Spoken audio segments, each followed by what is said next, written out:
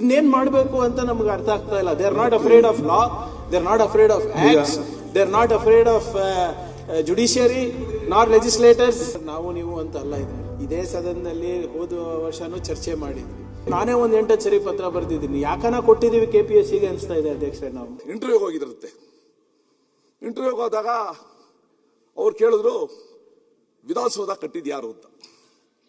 ವಿಧಾನಸೌಧ ಕಟ್ಟಿದ್ಯಾರು? ಅವನು ಶಹಜಹಾನ್ ಅಂದ. ನೀವೇಗ್ ನಕ್ಕರಿ, ಅದಕ್ಕಿಂತ ಜೋರ ನಕ್ಕರು.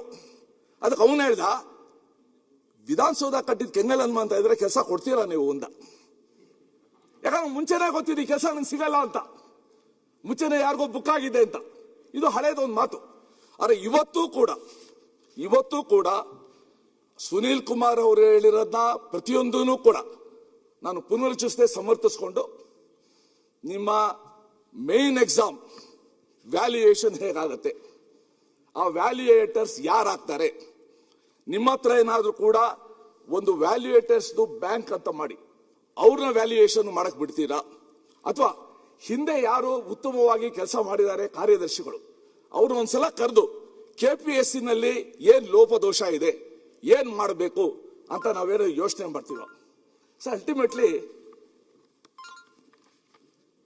ಜಪಾನಲ್ಲಿ ಒಬ್ಬ ಇದ್ದ, ಅವನು ಹೇಳ್ದ, ದೇಶ ಹಾಳಾಗೋದು ಬಾಂಬ್ಗಳಿಂದ ಅಲ್ಲ, ನಮ್ಮ ಯುವಕರನ್ನ ಕಳ್ಕೊಂಡ್ರೆ ಇದು. Once we lose hour youth force, ಯಾವುದು ಬೇರೆ ವ್ಯಸನಗಳಿರ್ಬೋದು ಅಥವಾ ಸಿರಿಕತನಕ್ಕಿರ್ಬೋದು, ಬಹಳ ತೊಂದರೆ ಆಗ್ತದೆ. ಈ ದೃಷ್ಟಿಯಿಂದ ನಾನು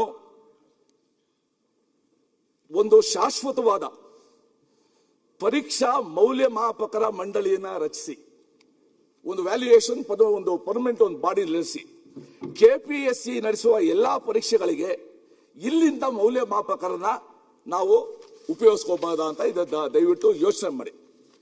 ಎರಡನೇದು, ಲಿಖಿತ ಪರೀಕ್ಷೆಯಲ್ಲಿ ಅದು ಗೊತ್ತು, ಬಹಳ ಹಿಂದೆ ಸರ್ ಈ KPSC ಬಗ್ಗೆ ಹೈಕೋರ್ಟ್ ನಲ್ಲಿ ಎಷ್ಟು ಆರ್ಗ್ಯುಮೆಂಟ್ ಆಗಿದೆ ನೋಡಿದ್ದೀನಿ. ಹೈಕೋರ್ಟ್ ಜಡ್ಜ್ಗಳು ಎಷ್ಟು ಮಟ್ಟಿಗೆ ತಮ್ಮ ಬೇಸರವನ್ನ, ನಿರಾಶೆಯನ್ನು ವ್ಯಕ್ತಪಡಿಸ ನೋಡಿದ್ದೀನಿ. ಮೇನ್ ನಲ್ಲಿ ಒಳ್ಳೆ ಮಾರ್ಕ್ಸ್ ತಗೋತಾರೆ, ವೈಭವ್ನಲ್ಲಿ ಅತ್ಯಂತ ಕಡಿಮೆ ಮಾರ್ಕ್ಸ್ ಅವರು ಕೊಡ್ತಾರೆ. ಮೇನ್ ಅಲ್ಲಿ ಅತ್ಯಂತ ಕಡಿಮೆ ತಗೊಂಡಿರ್ತಾರೆ, ವೈಭವ್ನಲ್ಲಿ ಅತ್ಯಂತ ಹೆಚ್ಚಿಗೆ ಮಾರ್ಕ್ಸ್ ತಗೊಂಡು ಅವ್ರು ಪಾಸ್ ಆಗಿಬಿಡ್ತಾರೆ. ಇದರಿಂದ ಏನಾಗುತ್ತೆ? ಸೊ ಅದಕ್ಕೋಸ್ಕರ ಈ ಒಂದು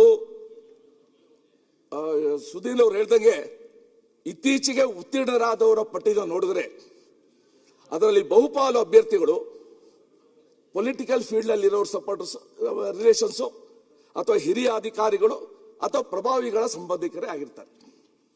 ಆದುದರಿಂದ ನಾನು ನೋಟಿಫಿಕೇಶನ್ ಯಾವಾಗ ಆಗುತ್ತೆ, ಆಮೇಲೆ ಪ್ರಿಲಿಮಿನರಿ ಎಕ್ಸಾಮ್ ಯಾವಾಗುತ್ತೆ ನೋಡ್ಬಿಟ್ರೆ ನೀವು ಎಷ್ಟೋ ಜನ 35-40 ವರ್ಷ ದಾಟ್ಬಿಟ್ಟಿದ್ದಾರೆ, ಏಜ್ ಲಿಮಿಟ್ ಆಗೋಗ್ಬಿಟ್ಟಿದೆ.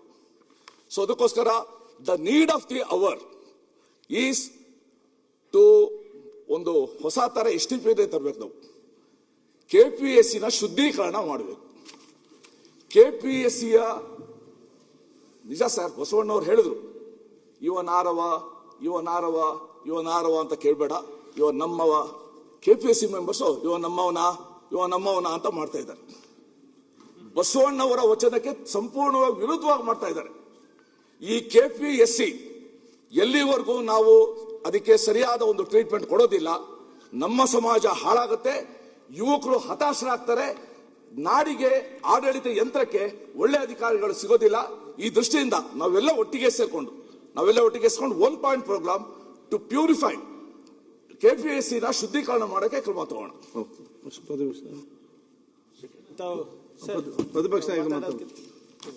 ಏನಿದೆ ಸರ್, ಸುರೇಶ್ ಕುಮಾರ್ ಸಾಹೇಬ್ರು ಮುಂಚೆಯಿಂದಾನು KPSC ಬಗ್ಗೆ ಬಹಳ ಕಾಳಜಿ ಇದೆ. ಅವ್ರ ಸರ್ಕಾರ ಇದ್ದಾಗೂ ಕೂಡ KPSC ಮುಂದೆ ಧರಣಿ ಮಾಡಿದವರು. ಈಗ ಇದನ್ನು ನಾವು ಕೂಡ ನೀವು ಹೇಳ್ದಂಗೆ ಸರ್, ನಾವು ನೀವು ಅಂತ ಅಲ್ಲ, ಇದರಲ್ಲಿ ಇದೇ ಸದನದಲ್ಲಿ ಹೋದ ವರ್ಷನೂ ಚರ್ಚೆ ಮಾಡಿದ್ವಿ, ಅಮೆಂಡ್ ಮಾಡಿದ್ವಿ.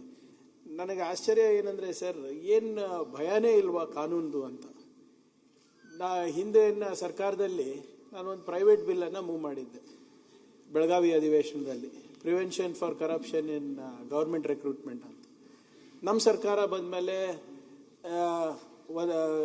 ಮಾನ್ಯ ಮುಖ್ಯಮಂತ್ರಿಗಳಿಗೆ ಉಪಮುಖ್ಯಮಂತ್ರಿಗಳ ಜೊತೆ ಚರ್ಚೆ ಮಾಡಿ ಕರ್ನಾಟಕ ಪಬ್ಲಿಕ್ ಎಕ್ಸಾಮಿನೇಷನ್ ಆ್ಯಕ್ಟ್ ತಂದೆ, measures for prevention of corruption and unfair means in recruitment ಅಂತ. 10 ಕೋಟಿ ರೂಪಾಯಿ ದಂಡ ಹಾಕ್ಬೋದು ಸರ್. ಅದರಲ್ಲಿ ಅದು ಪೇಪರ್ ಲೀಕ್ ಆದರೆ ಆಸ್ತಿಯನ್ನು ಮುಟ್ಗೋಳು ಮಾಡ್ಬೋದು. 10 ವರ್ಷ ಇಂಪ್ರಿಸನ್ಮೆಂಟ್ ಅಂತ ಹಾಕಿದ್ದೀವಿ. ಆ್ಯಕ್ಟ್ ತಂದಿದ್ದೀವಿ ಸರ್ ಹೋದ ವರ್ಷನೇ. ಇದೇ ಸದನ ತಾವೆಲ್ಲರೂ ಒಮ್ಮತದಿಂದ ಪಾಸ್ ಮಾಡಿಕೊಟ್ಟಿದ್ವಿ. ಅಂದ್ರೂ ಭಯ ಇಲ್ಲ ಅಧ್ಯಕ್ಷ.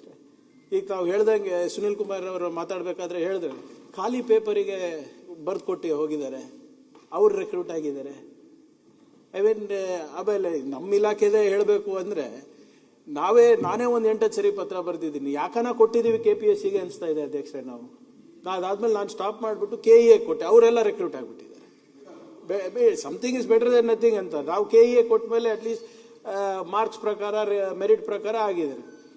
ನಾವು ನನಗೆ ನಮ್ಮ ಇಲಾಖೆದೇ ಇದರಲ್ಲಿ ಏನಾಗಿದೆ ಸರ್, ಈಗ ಅದೇ ಸಂಸ್ಥೆ ಎಕ್ಸಾಮಿನೇಷನ್ ಮಾಡಿದ್ರು, ಅವರೇ ಇಂಟರ್ವ್ಯೂ ಕರೆದ್ರು, ಅದಾದಮೇಲೆ ಅವರೇ ಪ್ರಾವಿಷನಲ್ ಲಿಸ್ಟ್ ಬಿಡುಗಡೆ ಮಾಡಿದ್ರು. ಮಾಡಾದ್ಮೇಲೆ ಅವರೇ ಮುಖ್ಯಮಂತ್ರಿಗಳ ಹತ್ರ ಹೋಗ್ಬಿಟ್ಟು ಇದು ಪ್ರಾವಿಷನಲ್ ಲಿಸ್ಟ್ ಸರಿ ಇಲ್ಲ ಅಂತ ಅವರೇ ತನಿಖೆ ಮಾಡಿದ್ರು.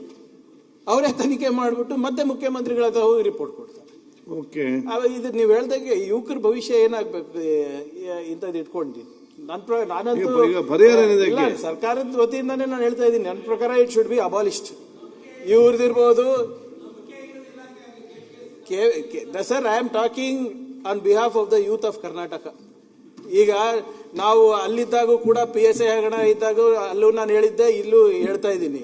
ಈಗ ನಾನು ಹಿಂದೆ ಏನು ವಿರೋಧ ಪಕ್ಷದಲ್ಲಿದ್ದಾಗ ನಾನು ಒಂದು ಪ್ರೈವೇಟ್ ಬಿಲ್ ತಂದಿದ್ದೆ, ಅದು ಅನುಷ್ಠಾನ ಮಾಡಿದ್ದೀನಿ. ಇನ್ನೇನು ಮಾಡಬೇಕು ಅಂತ ನಮ್ಗೆ ಅರ್ಥ ಆಗ್ತಾ ಇಲ್ಲ. They are not afraid of law, they are not afraid of acts, they are not afraid of judiciary ನಾರ್ ಲೆಜಿಸ್ಲೇಟರ್ಸ್. ಈಗ ಪ್ರತಿಪಕ್ಷ ಅದರಿಂದ ಇದರಲ್ಲಿ ನೀವು ಹೇಳಿದಾಗೆ sir we should work together. ಇಲ್ಲ ಪಕ್ಷ ಇಲ್ಲ, ಯೂತ್ ಪಕ್ಷ.